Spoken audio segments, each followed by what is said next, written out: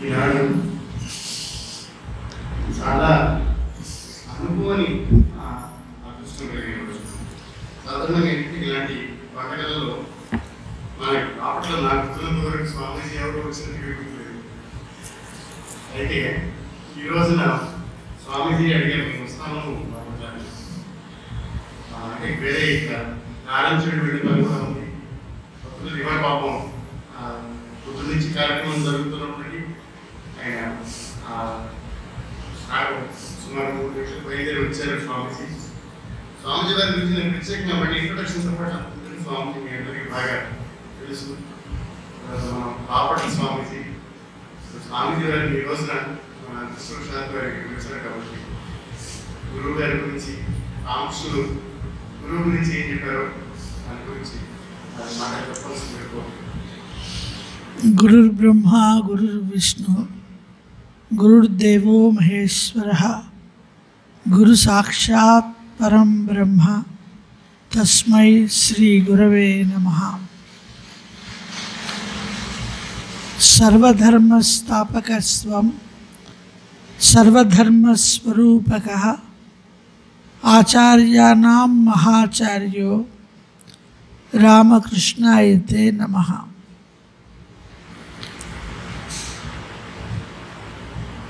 ఈరోజు అత్యంత పవిత్రమైనటువంటి రోజు. పరాశరాత్మజుడు, కృష్ణద్వైపాయనుడు, బాదరాయణుడు, వేదవ్యాసుని యొక్క పుట్టినరోజు. ఆషాఢ పౌర్ణిమ. ఆయన త్రిమూర్తి స్వరూపము.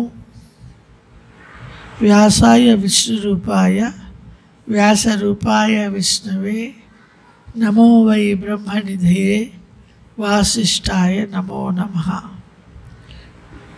విష్ణువే ఆయన, శివుడే ఆయన, అంతా ఆయనే. ఆది గురువు.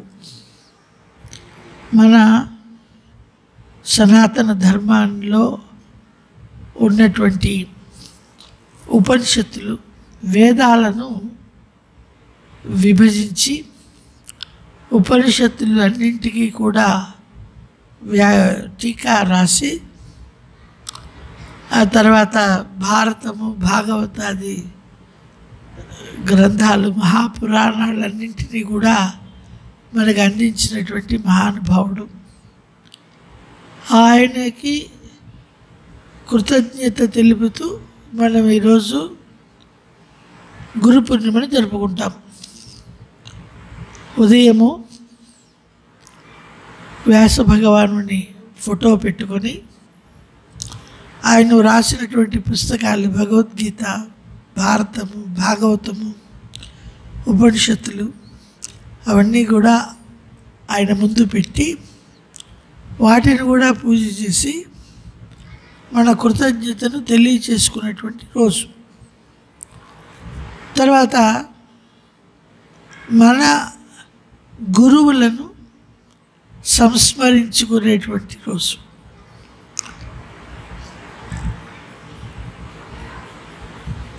ఇప్పుడు ఇందాక వారు చెప్పినట్లుగా యతీశ్వరానంద స్వామీజీ గారు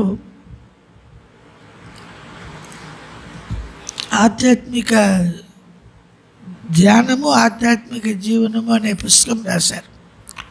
అందులో కొన్ని విషయాలను మనం పరికిద్దాం.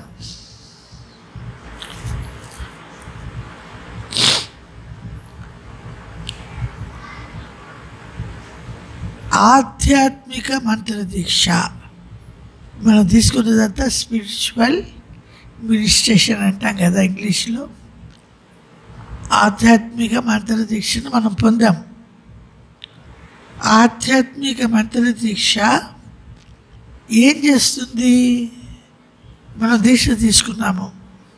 దీక్ష తీసుకున్న తర్వాత ఏమిటి జరుగుతుంది అని అంటే, మనలోని జీవాత్మను పరమాత్మతో అనుసంధానింపజేస్తుంది. అది ఒక లింక్ అన్నమాట. మనలోని జీవాత్మను పరమాత్మతో అనుసంధానింపజేస్తుంది ఆధ్యాత్మిక మంత్రదీక్ష.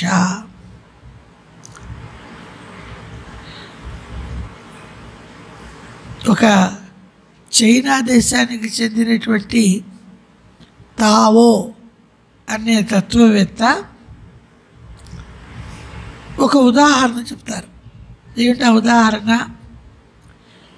వీణ, మన ఇన్స్ట్రుమెంట్, ఇండియన్ ఇన్స్ట్రుమెంట్ వీణ వంటి 2 వాద్యాల తంత్రులను ఒకే విధంగా బిగించి కట్టారు.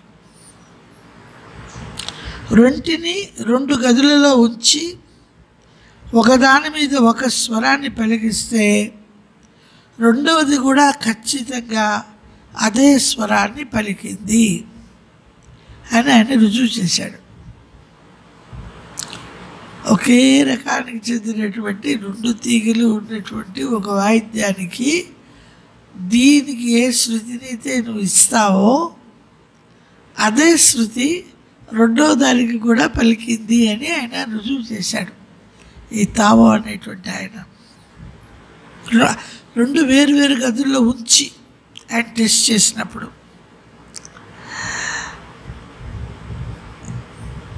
ఒక స్వరాన్ని పలికిస్తే ఖచ్చితంగా రెండవది కూడా అదే స్వరాన్ని పలికింది. అలా కాక రెంటిని భిన్నంగా శృతి చేసినప్పుడు రెంటి మధ్య ఉన్న స్వారస్యాలు దెబ్బతిన్నాయి. నూరుగా శృతి పెట్టేసి వదిలేసాయి. ఇదే అది కూడా పలుకుతుంది. ఇక నువ్వు దాన్ని చేయక్కర్లేదు, మారదు. 2 వేరువేరుగా పలకడం మొదలెట్టాయి. అదేవిధంగా మనం ఎంతో చదవచ్చు, ఆలోచించవచ్చు, మాట్లాడవచ్చు. కానీ పైన ఉన్న పరమాత్మతో మనకు సామరస్యం లోపిస్తే ఏమీ ఉపయోగం లేదు. మన లింక్ అనేటువంటిది భగవంతుడితో ఉండాలి. ఆ అనుసంధానం ఏది అనుసంధానింపజేస్తుంది అని అంటే మంత్రదీక్ష. ఆ కనెక్టివిటీ కరెక్ట్గా ఉంటేనే ప్రయోజనం, లేకపోతే లేదు. ఇకపోతే పవిత్రంగా ఉంటూ భగవంతునికై ఆరాటపడే వారిలోనే మంత్రదీక్ష ప్రస్ఫుటమవుతుంది.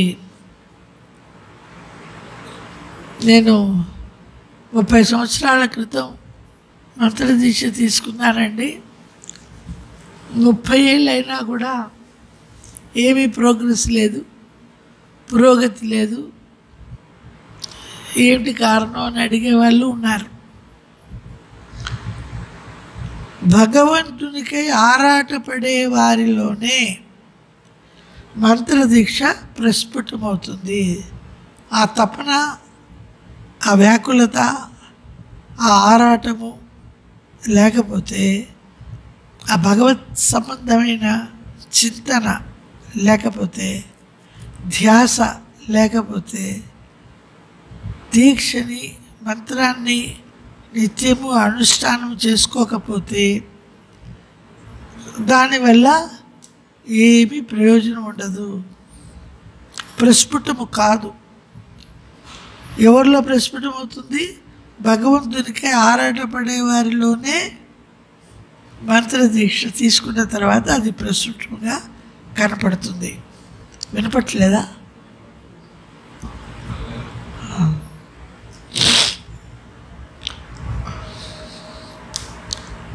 గురువు నుంచి సూచనలు లభించినంత మాత్రాన ఏమీ ప్రయోజనం లేదు. ఆయన మంత్రదీక్ష రోజు కనీసం 2 గంటల సేపు అనేక సార్లు అన్ని సూచనలు ఇస్తారు. ఎలా చేయాలో, మెడిటేషన్ ఎలా చేయాలో, ధ్యానం ఎలా చేయాలో, జపం ఎలా చేయాలో,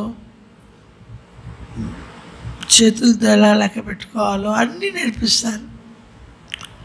భగవంతుని ఏ రకంగా తీసుకురావాలి, భగవంతుని మన హృదయంలో ఎలా తీసుకువెళ్ళాలి, ఆయన ఎలా కూర్చొని ఉంటాడు అన్నీ చెప్తారు గురువుగారు. ఎన్ని సూచనలు ఇచ్చినా కూడా దానివల్ల ఏమి ప్రయోజనం ఉండదు. ఎప్పుడు గురువు నుంచి సూచనలు లభించినంత మాత్రాన ప్రయోజనం లేదు. ఎవరైనా సరే వదలకుండా పరిశ్రమించాలి. సత్యాన్ని తెలుసుకోవడానికి ఆతురతను కలిగి ఉండాలి.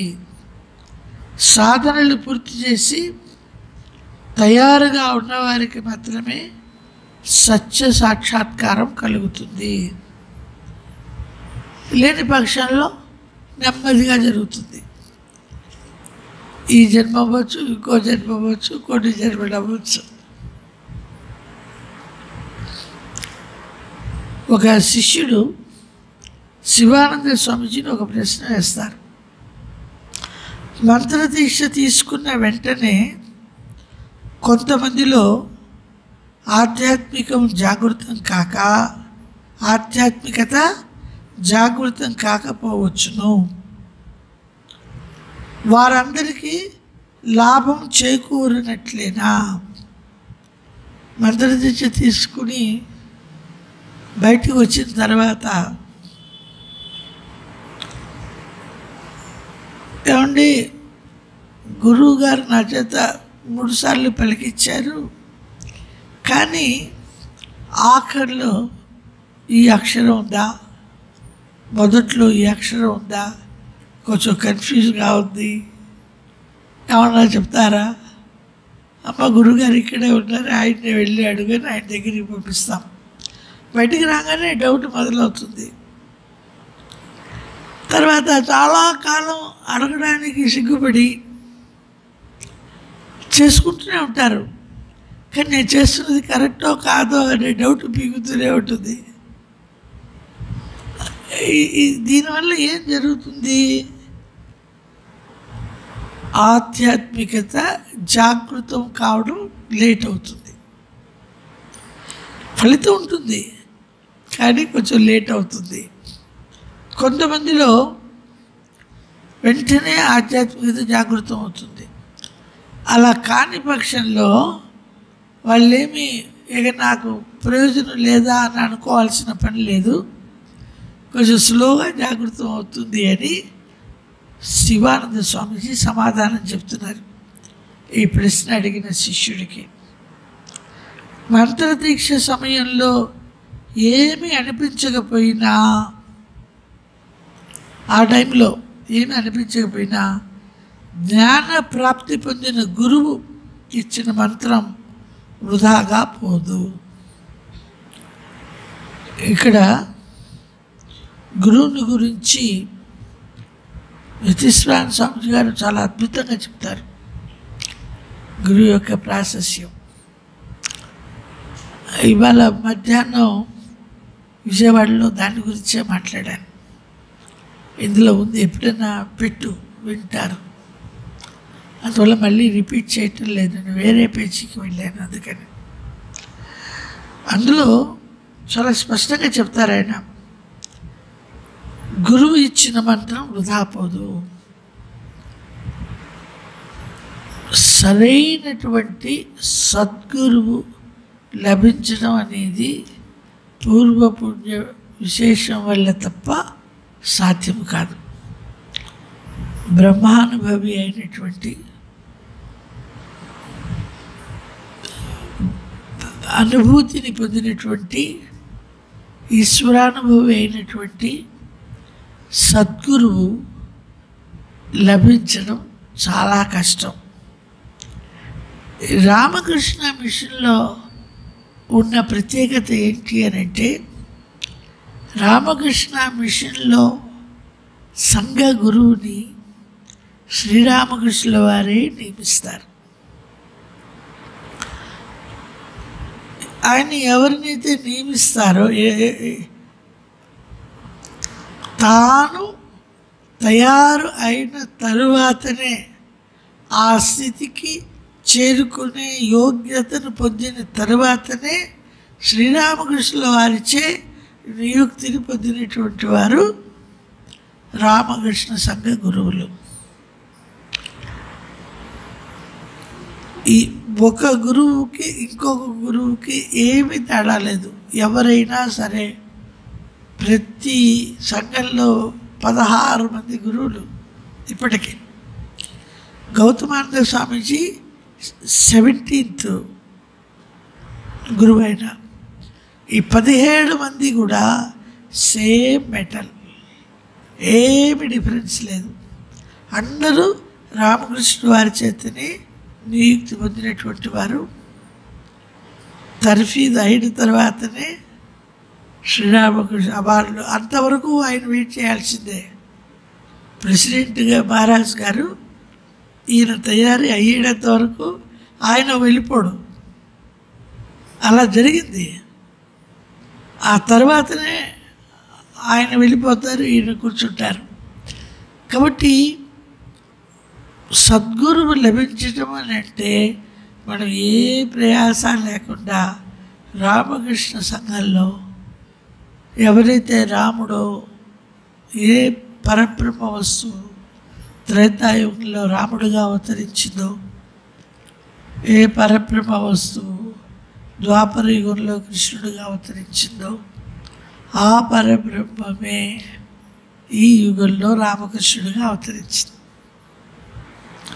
కాబట్టి ఆ రామకృష్ణ నామము, దాని యొక్క మహత్వము ఇంత అని చెప్పడానికి లేదు. ఆధ్యాత్మిక సాధనలో అత్యంత సులువైనటువంటి మార్గం ఏదైనా ఉన్నది అని అంటే అది ఒక రామకృష్ణ మార్గం మాత్రమే. ఇక్కడ ఏ నియమాలు, ఏ నిబంధనలు లేవు. మనకి అంతా స్వేచ్ఛ ఉంటుంది. గురువు ఏదైతే చెప్తారో దానిని పాటిస్తూ ఉదయము సాయంత్రము ఆయన నామాన్ని గురువు చెప్పిన సంఖ్య ప్రకారం చేసుకుంటూ ఉంటే ఇక ఏమీ చేయాల్సిన అవసరం లేదు. శారదాదేవిని అడుగుతారు, అమ్మా ఆవిడంటారు ఒకసారి, రామకృష్ణుల వారు బ్రహ్మానంద స్వామీజీ ఎవరికి పడితే వాళ్ళకి మంత్రదీక్ష ఇచ్చేవారు కాదు.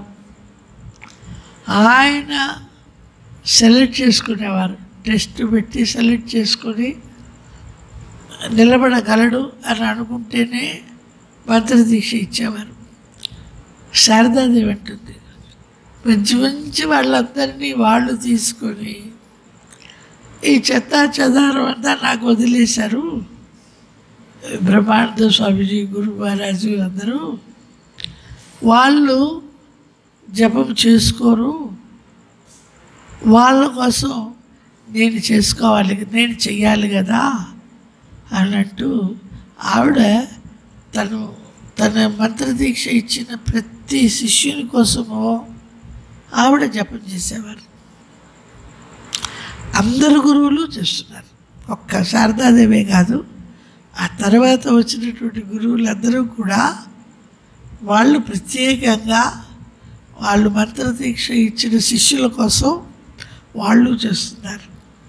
అయితే మనం చేయాల్సిన అవసరం లేదా అని అనుకోకూడదు, మనము చేయాల్సిందే. అంటే నిశ్చితంగా మనం ఆధ్యాత్మికంగా ముందుకు వెళ్ళగలము. ఇప్పుడు ఆ ఊరి పేరేంటి, జంషెడ్పూర్లో కాళిదా మహారాజును ఒక ఆయన ఉండేవారు, ఇప్పుడు లేరు, శారదాదేవి శిష్యుడు. ఆయన బహుశా 85 తర్వాతనే ఎర్లీ 90s కానీ లేటర్ 80s కానీ చనిపోయారు. కాళిదా మహారాజ్ అంటారు. ఆయన చిన్న పిల్లవాడుగా ఉన్నప్పుడు 10 సంవత్సరాల పిల్లవాడుగా ఉన్నప్పుడు ఆయన మదరు మంత్రదీక్ష తీసుకోవడానికి వచ్చారు. పిల్లవాడిని బయట ఒప్పచెప్పి ఆవిడ దీక్ష తీసుకోవడానికి వెళ్ళారు లోపలికి. శారదాదేవి తల్లి దగ్గర ఆ పిల్లవాడిని చూశారు లోపలికి వెళ్ళేటప్పుడు. అదేంటి పసిపిల్లవాడు ఏడి, నువ్వు వాడిని వదిలేసి నువ్వే వచ్చావు అంటే వాడు మంత్రదీక్ష తీసుకునే వయసు లేదు, 10 ఏళ్ళేను, వాడిని బయట ఉంచి వచ్చాను నేను అన్నట్టు. 10 ఏళ్ళైనా పర్వాలేదు, వాడికి ఇస్తాను, తీసుకురా అన్నట్టు శారదాదేవి అని ఆ పిల్లవాడిని తన ఒళ్ళో కూర్చోబెట్టుకొని శారదాదేవి మంత్రదీక్ష ఇస్తారు కాళిదా మహారాజ్కి. ఇస్తూ ఆవిడేమంటారంటే, నువ్వు ఏమీ చేయక్కర్లేదు, జపం నీకోసం నేను చేస్తాను, అంతా నేను చేస్తాను, నువ్వు ఏమీ చేయక్కర్లేదు అని ఆ పిల్లవాడిని బుజ్జగిస్తూ చెప్తారు శారదాదేవి. అది మాత్రం ఆయనకి రిజిస్టర్ అయింది ఆ వయసులో. ఆ జీవితంలో ఎప్పుడూ ఆయన జపం చేయలేదు. ఎవరైనా అంటే నేను ఎందుకు జపం చేయడం, అమ్మ చేస్తాను అన్నది నాకు అనేవారైనా. అలాగా ఆయన మహాత్ముడు, ఆయన శారదాదేవి పాదస్పర్శ ఆశీస్సులు ఆవిడ ఒళ్ళోనే కూర్చునే భాగ్యం ఆయన కలిగింది. ఆయన కథ వేరు. మనం ఆయనతో పోల్చుకొని గురువు గారు చేసుకుంటారని నేను చేసుకోక్కర్లేదని అనుకోకూడదు కదా. అలాగా రామకృష్ణ సంఘంలో మనం భయపడాల్సిన పని లేదు. ఖచ్చితంగా పురోగతి ఉంటుంది, ముందు వెనుక అంతే తేడా. భగవంతుని పవిత్ర నామము ద్వారా ఆయన శక్తులు వ్యక్తమవుతాయి. భగవంతుని యొక్క శక్తి ఎలా వ్యక్తమవుతుంది? ఆయన నామము ద్వారా వ్యక్తమవుతుంది. రామకృష్ణ అన్న నామములో ఎంతో శక్తి ఉంది. ఆయన యొక్క శక్తి ఆయన నామము ద్వారా వ్యక్తమవుతుంది. అటువంటి నామాన్ని మనం ఉచ్చరిస్తున్నాం, శక్తోపాసన చేస్తున్నాం అన్నమాట. అంతే కదా. భగవంతుని పవిత్ర నామము ద్వారా ఆయన శక్తులు వ్యక్తమవుతున్నాయి. అన్ని కాలాలలోని మహనీయులు ఈ విషయాన్ని మళ్ళీ మళ్ళీ నిరూపించారు. యతీశ్వరానందజీ చెప్తున్నటువంటి మాట, నామము నామ్ని వేరువేరు కాదు, నామము నామ్ని వేరువేరు కాదు, ఒకటే. అంతేకాదు, ఛాయ కాయ ఇవి రెండు వేరువేరు కాదు. ఛాయ అంటే ఛాయాచిత్రం, కాయ అంటే శరీరం. కాయం అంటాం కదా, ఆ ఛాయాచిత్రమే శ్రీరామకృష్ణుల వారి వాసస్థానం. ఆయన శరీరం కూడా అందులోనే ఉంది. కాయము అంటే ఏమిటి? అక్కడ ఛాయ అంటే ఏంటి? షాడో. షాడో ఎప్పుడు వస్తుంది? మనిషి నిలబడితేనే షాడో పడుతుంది, మనిషి లేకపోతే షాడో ఉండదు. అవునా కదా? అదే మాదిరి అక్కడ ఛాయా చిత్రం ఉన్నది అని అంటే అక్కడ శ్రీరామకృష్ణుల వారు ఉన్నారు అని అర్థం. తర్వాత గురువు ఇచ్చిన మంత్రాన్ని మనలో గుప్త నిధిలాగా నిక్షిప్తము చేసుకొని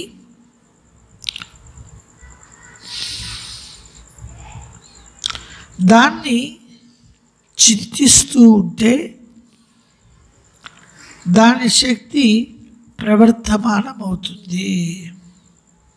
అది ఎప్పుడు కూడా నామచింతన, మంత్రాన్ని అనుకుంటూ ఉండడం, చింతిస్తూ ఉండడం. ఎప్పుడు ఉచ్చారణ జరుగుతూనే ఉండాలి మనస్సులో. మనలో ఏ స్థితిలో ఉన్నా, ఎలా ఉన్నా ఆ నామము జరుగుతూనే ఉండాలి. మంత్రాన్ని, గురువు ఇచ్చిన మంత్రాన్ని గుప్త నిధిలాగా నిక్షిప్తము చేసుకొని, అందుకన్నా ట్రెజరీ ఉంది చెప్పండి, దాన్ని చింతిస్తూ, అంటే ఆ మంత్రాన్ని అనుకుంటూ ఉంటే అప్పుడు దాని యొక్క శక్తి ప్రవర్ధమానమవుతుంది, శక్తి పెరుగుతుంది, తేజరిల్లుతుంది. కాబట్టి మన మనస్సులో ఆ మంత్రాన్ని నిక్షిప్తంలాగా ఉంచుకోవాలి, గుప్త నిధిలాగా నిక్షిప్తం చేసుకోవాలి. మనసులో ఉన్నది అని అంటే దానిని అనుకుంటూ ఉంటాం. మనసు నిజానికి మనస్సే మనకు గురువు. గురువు వేరే ఎక్కడో లేరు, గురువు వేరే ఎవరు లేరు. జిట్టు కృష్ణమూర్తి గారు ఏం చెప్తారు, నీవే గురువు అని అంటాడు. అంటే అర్థం ఏంటి? మనస్సే గురువు. మనస్సుని ఎప్పుడూ పవిత్రంగా ఉంచుకోగలగాలి, మనస్సుని పవిత్రంగా ఉంచుకోగలగాలి. ఏదైనా చెడు ఆలోచన వచ్చినప్పుడు, వేరు ఆలోచన వచ్చినప్పుడు పెద్దగా ఆయన యొక్క నామాన్ని పెద్దగా అనుకుంటే మళ్ళీ లైన్లోకి వచ్చేస్తాం. శారదాదేవిని తలుచుకుంటూ అమ్మా అంటే చాలు, మళ్ళీ గాడిలో పడుతుంది. కాబట్టి ఆ మంత్రాన్ని నిశ్చితం చేసుకొని, గురువు ఇచ్చిన మంత్రాన్ని, దానినే చింతిస్తూ ఉంటే ఆ మంత్రం యొక్క శక్తి ప్రవర్ధమానమవుతుంది అని యతీశ్వరానందజీ చెప్తున్నారు. అంటే మంత్ర జపం చేయడానికి చోటు, ఆసనము, సమయము ఇవేమీ అవసరం లేదు. ఎప్పుడైనా ఆయన నామాన్ని చింతించుకోవచ్చు. చూడండి, శ్రీరామకృష్ణులు వారు ఏం చెప్పేవారు, ముత్యపు చిప్పలో ముత్యం తయారయ్యే విధానంతో శ్రీరామకృష్ణులు పోల్చేవారు. స్వాతి చినుకు, ఆ ముత్యపు ఆలు చిప్ప తెరుచుకొని ఉంటుంది ఆ స్వాతి చినుకు కోసం. ఎప్పుడైతే ఆ స్వాతి చినుకు ఆ ఆలు చిప్పలో పడుతుందో అది మూసుకుపోతుంది. ఆ తర్వాత అది ముత్యంలాగా తయారవుతుంది. అదే మాదిరి ఎప్పుడు భగవంతుని యొక్క కృప కలుగుతుందో ఎదురు చూస్తూ, ఏ రకంగా అయితే ఆ స్వాతి చినుకు కోసం ఆలు చెప్పి ఎదురు చూస్తూ ఉంటుందో అలాగా మనం కాచుకొని ఉండి ఆయన కృప తోడవుతున్నది అని అనుకున్నప్పుడు దాన్ని భద్రపరుచుకుంటే అదే ముత్యంలాగా తయారవుతుంది అని రామకృష్ణుల వారు పోల్చారు. స్వాతి వర్షపు చినుకు కోసం ముత్యపు చిప్ప వేచి ఉన్నట్లుగా, అంటే ఆ చినుకులు పడుతున్నప్పుడు తన చిప్పను తెరుచుకొని ఒక్క బొట్టును మాత్రమే సంగ్రహించి ఏం చేస్తుంది, అది సముద్రపు లోతులలోకి పోయి ఆ బొట్టు, నీటి బొట్టు ముత్యములాగా మారేదాకా, అంటే అనేక నెలలు, చాలా నెలల పాటు వేచి ఉంటుంది ఆలుచిప్ప సముద్రపు అడుక్కుపోయి. ఇప్పుడు మనం ఎంతో కాలం నుంచి వేచి ఉన్నాము. ఏం జరిగింది? గురు కటాక్షం వల్ల మనకి మంత్రదీక్ష కలిగింది. ఆ మంత్రదీక్ష కలగగానే మనం ఏం చేయాలి? హృదయపు లోతుల్లోకి వెళ్ళాలి, అంతరాళంలోకి వెళ్ళాలి. అంతరాళంలోకి వెళ్ళి అది ముత్యంగా మారేదాకా అలాగే ఉండాలి. ముత్యంగా మారడం అంటే భగవత్ సాక్షాత్కారం కలిగేదాకా.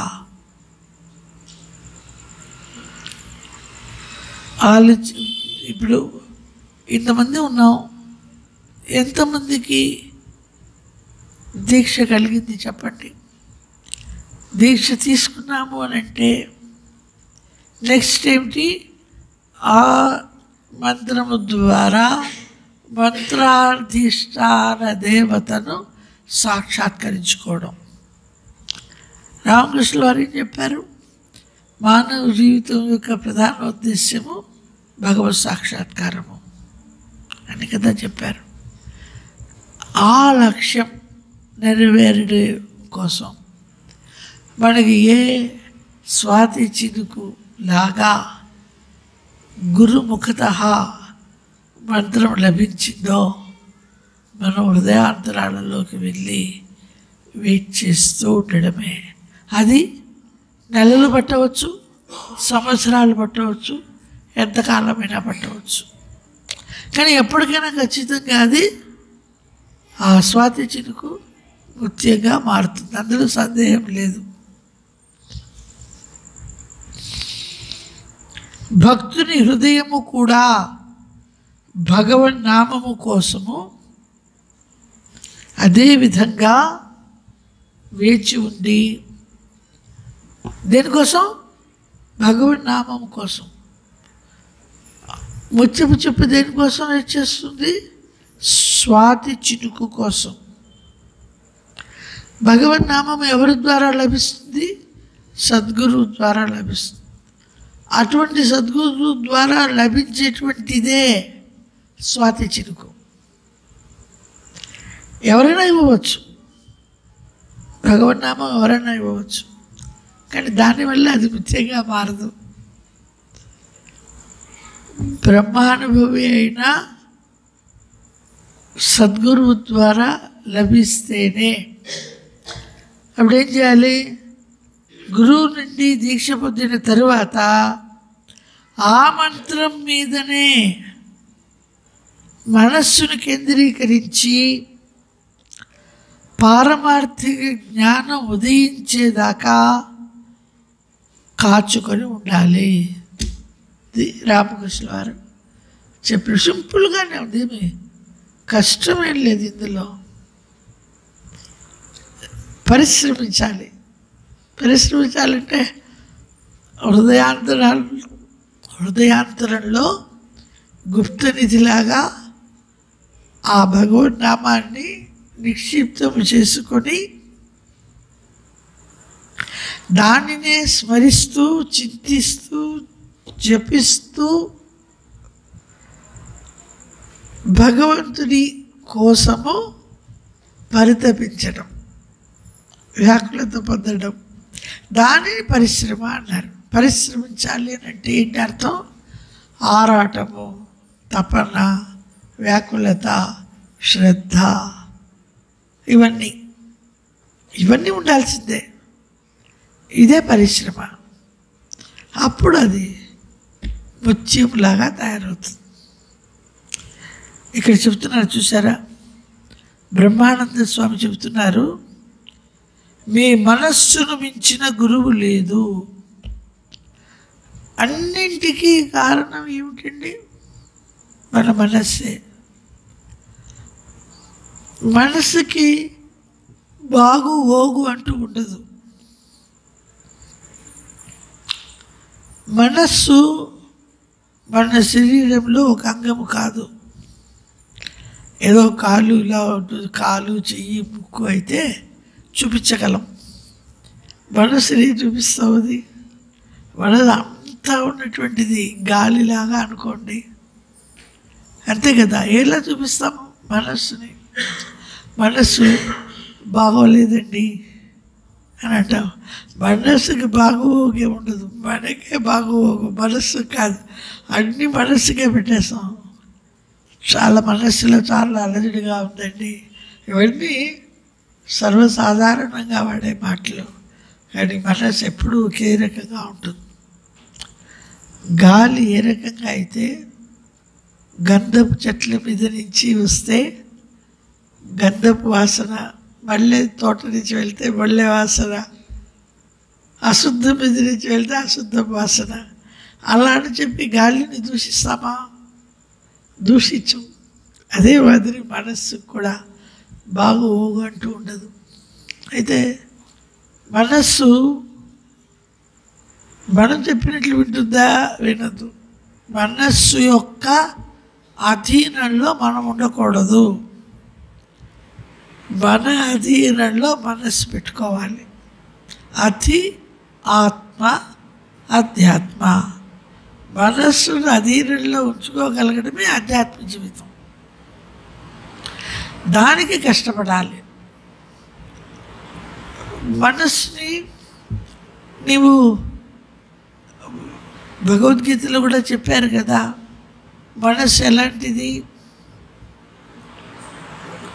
కోతి, పిచ్చి పట్టిన కోతికి పిచ్చి పట్టింది, కళ్ళు తాగింది, దయ్యం పట్టింది, తేలు కుట్టింది, అసలే కోతి. ఎలా ఉంటుంది? మనస్సు కూడా అలాంటిదని పోల్చారు. అలాంటి మనస్సు నువ్వు భగవన్ నామం మీద ఉండు అని అంటే అది ఎలా ఉంటుంది? దానికేం చెప్పారు పెద్దవాళ్ళు? బచ్చల తోట వేసాము, ఆ తోటను అలా మనం పట్టించుకోలేదనుకో, అదేదో పొదల్లాగా బుష్లాగా అల్లుకుపోతూ ఉంటుంది దాని ఇష్టం వచ్చినట్లుగా. అలా కాక మనం ఏదైనా ఒక కర్ర పాతి దానికి కట్టి ఉంచితే ఆ కర్ర ఏ ఆకారంలో ఉంటుందో ఆ ఆకారంలో అది పాకుతుంది. అదే కదా. అదే మాదిరి మన మనస్సుని మనం ఫ్రీగా వదిలేస్తే అది మనల్ని ఫ్రీగా వదలదు, మనల్ని ఏడిపిస్తుంది. దానికి ఏదైనా భగవన్ నామాన్ని ఇచ్చి, ఇగో ఈ నామాన్ని పట్టుకొని ఉండు అని అంటే, ఇది చిన్నప్పుడు చదువుకున్నా కదా, సెల్ఫిష్ రాక్షసుడి కథ. పని రాక్షసుడు, వాడికి ఏదో పని ఇవ్వాలి, ఇవ్వకపోతే వీటి మింగేస్తాడు. ఏ పని చెప్పినా క్షణాల్లో చేసేస్తూ ఉంటాడు. అప్పుడు ఏం చేశాడు? కొబ్బరి చెట్టు చూపించి నేను చెప్పేదాకా ఎక్కి దిగుతూ ఉంటాడానికి వాడిని వదిలేశాడు. అది ఎక్కుతూ దిగుతూ ఉంది. ఆ మనస్సుకి భగవన్ నామాన్ని ఇచ్చి నువ్వు దీన్నే పట్టుకొని ఉండు అని అంటే అది అలాగే పట్టుకొని ఉంటుంది. తద్వారా మనస్సు మనని ప్రశాంతంగా ఉండనిస్తుంది. మన పనులను మనం చక్కగా చేసుకోగలుగుతాం, ఎప్పుడు హ్యాపీగా ఉండగలుగుతాం. అటువంటి మనస్సుని మించిన గురువు లేదు. ఇప్పుడు అయ్యా టైం చూడు, మానవ రూపంలోని గురువైనా దేవుడైనా ఎవరైనా మనుష్య రూపంలోనే రావాలి. మనం భగవంతుణ్ణి ఎలా అర్థం చేసుకోగలం? మనుష్య రూపంలో ఉంటేనే అర్థం చేసుకోగలం. ఒక గేదె ఉందనుకో, ఆ గేదె భగవంతుని ఎలా ఊహించుకుంటుంది? ఒక పర్వతాకారంలో, పర్వతం సైజులో ఉన్నటువంటి ఒక గేదెలాగా, పెద్ద పెద్ద కొమ్ముళ్ళలాగా ఒక పెద్ద సైజు గేదె, అది భగవంతుని అది అలాగే ఉంచుకోగలదు. అందువల్ల మనం ఏం చేస్తాం? కొంచెం తేడా ఉండాలండి. ఒక 4 చేతులు, లేకపోతే 3 కళ్ళు, లేకపోతే 4 తళ్ళు, ఇంకా వీలైతే ఇంకా ఎక్స్ట్రా పెట్టుకుంటామా లేదా? భగవంతుడిని కొంచెం ఎక్స్ట్రాడినరీగా చూపించడం కోసం, లేకపోతే అర్థం కాడుగా భగవంతుడు అవునా కదా? ఇక చూడండి, మానవ రూపంలోని గురువు మనకి అన్నిసార్లు అందుబాటులో ఉండకపోవచ్చును. ఇప్పుడు 83లో దీక్ష తీసుకుంటే 85లో ఆయన వెళ్ళిపోయారు. ఇప్పుడు లేరు, అందుబాటులో లేరు కదా. మనం ఇక్కడ ఉన్నాము, గౌతమానంద గారు కలకత్తాలో ఉన్నారు. ఎక్కడ అందుబాటులో ఉన్నట్టు? వెనకటి వాళ్ళు వెళ్ళిపోయారు కదా. కాబట్టి అందుబాటులో ఉండకపోవచ్చు. ఆధ్యాత్మికంగా పురోభివృద్ధి చెందిన గురువు అంటే బ్రహ్మానుభవి అయిన గురువు, ఆయన ఇచ్చే శిక్షణ అంటే సూచనలు, ఆశీస్సులు, గురుదేవుల యొక్క ఆశీస్సులు లభించినా కూడా మనకు అవసరం అనిపించినప్పుడు ఆయన అందుబాటులో ఉండకపోవచ్చును. ఆయన ఆశీస్సులన్నీ లభించాయి, కానీ అందుబాటులో ఉండకపోవచ్చు. అందుబాటులో ఉండాల్సిన అవసరం లేదు. ఎందువల్లంటే మన హృదయంలోనే ఆయన ఉన్నాడు. మన లోపల ఉన్నటువంటి రామకృష్ణుల వారితో కలిసి ఉన్నాడు ఆయన. ఈ విషయాన్ని మనం గ్రహిస్తే మనకి చాలా సామీప్యంలోనే మన గురువు కూడా ఉన్నాడు. మనం ఏదైనా ఆయన్ని అడగవచ్చు, ఆయన నుంచి మనకి సమాధానం కూడా లభిస్తుంది. శారదాదేవి శశి మహారాజ్ గారు శారదాదేవితో పాటు వచ్చిన ఒక 28 మందికి మెడ్రాస్ మఠం ఎదురుగా వసతి ఏర్పాట్లు చేశారు. మంత్ర దీక్ష కూడా ఏర్పాటు చేశారు. శారదాదేవికి బెంగాలీ తప్ప భాష రాదు. అందువల్ల శశి మహారాజు బెంగాలీ, తమిళ్, ఇంగ్లీషు వచ్చినటువంటి ఒక ట్రాన్స్లేటర్ని ఏర్పాటు చేశాను అని చెప్పారు. చెప్తే ఏ ట్రాన్స్లేటరు అక్కర్లేదు, వాళ్ళు నేను ఉన్నాము చాలు, ఎవరు ఏ అనువాదకుడు అక్కర్లేదు అని శారదాదేవి ఒప్పుకోలేదు. తలుపులేశారు. దీక్ష అయిపోయింది. అందరూ కళ్ళు మూసుకొని అలా కూర్చొని ఉన్నారు. వాళ్ళు బయటకు వచ్చిన తర్వాత చెప్పింది ఏంటంటే, ఆవిడ నోరెత్తలేదు, మేము నోరెత్తలేదు, కానీ మా మనస్సుల్లో కలిగిన అన్ని సందేహాలకి సమాధానం లభించింది అని వాళ్ళు చెప్పారు. ఇక్కడ భాషతో పని లేదు, దేనితోనూ పని లేదు. అదే మాదిరి ఎక్కడ ఉన్నా గురువు మనం ఆర్తితో, భక్తితో నిజంగా కనుక ప్రార్థిస్తే, కోరుకుంటే ఖచ్చితంగా మనకి సమాధానం లభిస్తుంది. అన్ని సందేహాలకు కూడా. చాలామందికి ఉన్న ప్రధానమైన సమస్య ఏంటి అని అంటే,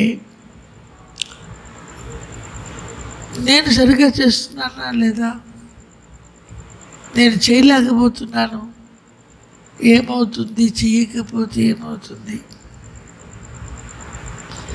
ఈ వివరం నాకు చెప్పలేదు, నేను చేయలేకపోతున్నాను, దీక్ష అయితే తీసుకున్నాను కానీ. కొంతమంది చెప్పకుండా ముందే తీసుకొని కులగురువు కానీ లేకపోతే ఇంకో చోట కానీ చెప్పకుండా దాచిపెట్టి మళ్ళీ ఇక్కడ తీసుకొని అదేం చేయాలో తెలియక, ఇదేం చేయాలో తెలియక నానా రకాలుగా వాళ్ళే సమస్యలను సృష్టించుకొని ఆ సమస్యల్లోనే ఉంటూ వాళ్ళు పురోగమించలేకపోతున్నారు. ఇవన్నీ కూడా నువ్వు కళ్ళు మూసుకొని కూర్చొని సమాధానం ఏమిటి అని ప్రశ్నిస్తే నీకు సమాధానం లభిస్తుంది. ఎవరిని అడగాల్సినటువంటి పని లేదు. మన మనస్సే చెబుతుంది సమాధానం. ఎందువల్ల? మనస్సే గురువు. మనల్ని మనం నమ్మడం అంటే ఏమిటి అర్థం? మన మనస్సుని మనం నమ్మాలి. మనోబలం అంటాం. నిశ్చయాత్మక బుద్ధి ఎక్కడుంటుంది? మనస్సులో ఉంటుంది. సంకల్ప శక్తి ఎక్కడ బయలుదేరుతుంది? మనస్సులో బయలుదేరుతుంది. అంతా మనస్సే కదా. దానిని మనం ఒక స్నేహితునిలాగా బుజ్జగిస్తూ లాలిస్తూ దాన్ని మన వైపు తిప్పుకోగలిగి మనం ఆధ్యాత్మికంగా పురోగమించే ప్రయత్నం చేయాలి. ఈ ఒక్క 2 నెలలు చదివి కాబట్టి ప్రార్థన చింతనల ద్వారా మనస్సును పవిత్రంగా ఉంచితే, మనస్సుని పవిత్రంగా ఉంచుకోవాలి అని అంటే ఏకైక మార్గము భగవన్నామమే. శరీరాన్ని శుభ్రం చేసుకోవాలంటే సబ్బు ఎలా అవసరమో మనస్సును శుభ్రం చేసుకోవాలి అని అంటే భగవన్నామం అంతే అవసరము. భగవన్నామం చెప్పుకుంటే మనస్సు సరవుతుంది. ప్రార్థన చింతనల ద్వారా మనస్సును పవిత్రంగా ఉంచితే మన మనస్సే మనకు దిశానిర్దేశం చేస్తుంది. క్లియర్. అదే మనకి మార్గాన్ని చెబుతుంది. ఎవరు అక్కర్లేదు.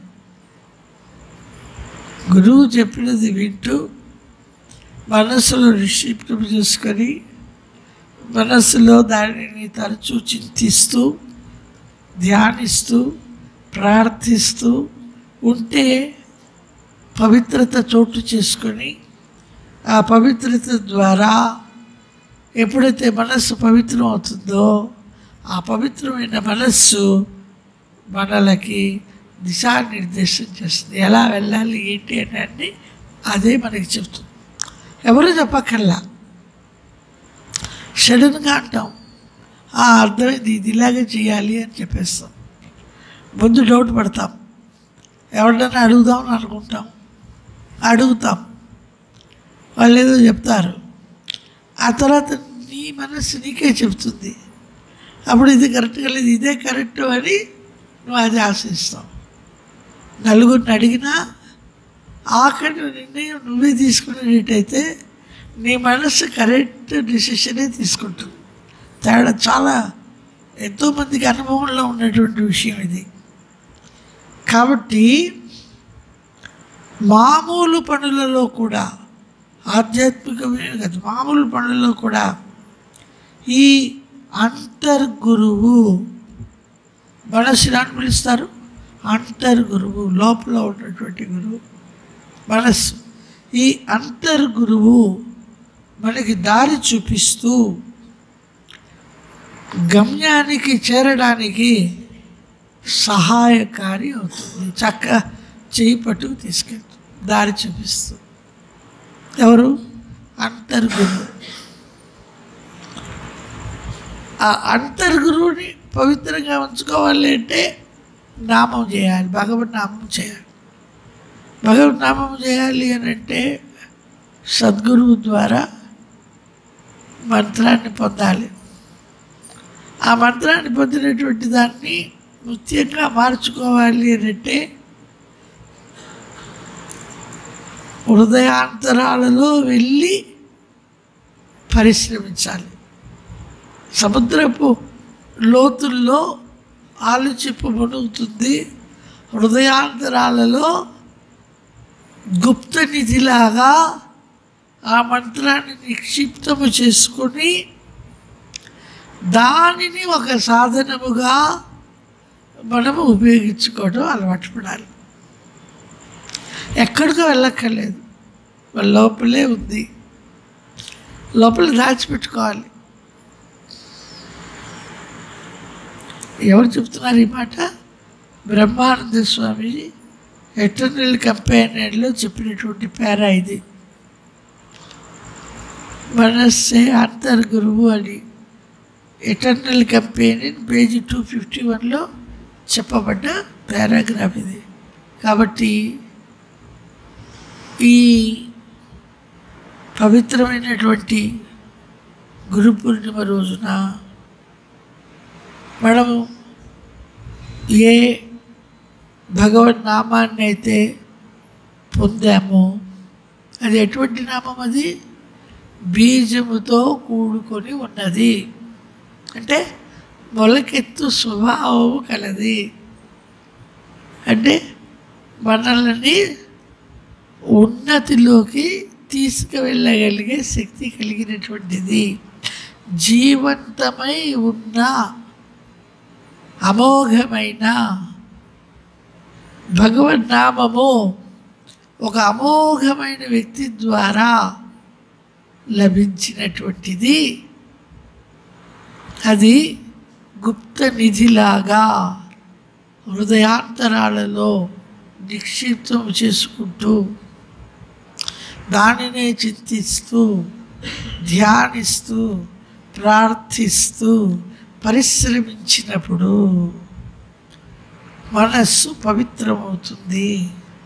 అటువంటి పవిత్రమైన మనస్సు ద్వారా మనకి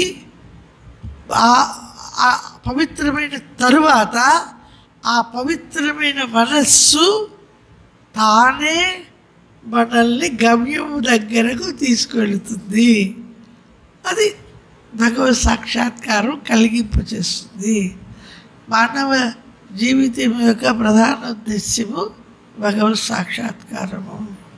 కాబట్టి ఈ చిన్న కిటుకుని చదివాము, విన్నాము, ఇది అక్కడ వదిలేకుండా ఇంకొక 10 సార్లు 20 సార్లు 50 సార్లు చదివి దానిని మనం సొంతం చేసుకోగలిగినప్పుడు ఖచ్చితంగా మనం ఏమిటి పొందామో దాని నుండి ఏ రకంగా లబ్ధి పొందాలో కనీసం ప్రయత్నం మొదలెడతాం. ఇప్పటిదాకా ప్రయత్నం చేస్తున్నావా లేదా అన్న సంగతి వదిలేయండి. గతం గత.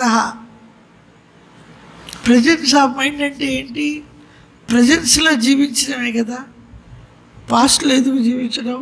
ప్రజెన్స్లో జీవిద్దాం.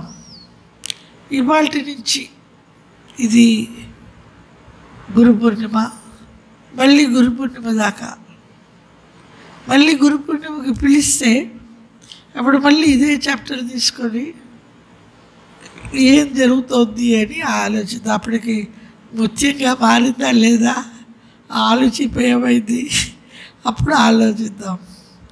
నిరంజనం నిత్యమనంత రూపం భక్తానుకంపాధృత విగ్రహం వైహి ఈశావతారం పరమేశమీఢ్యం తం రామకృష్ణం శిరసా నమామః. జై శ్రీ గురు महाराज जी की जय. जय श्री महामाई की जय. जय श्री स्वामी जी महाराज की जय. जय श्री भावनारायण स्वामी जी की जय. जय श्री भगवान वेदव्यास की जय.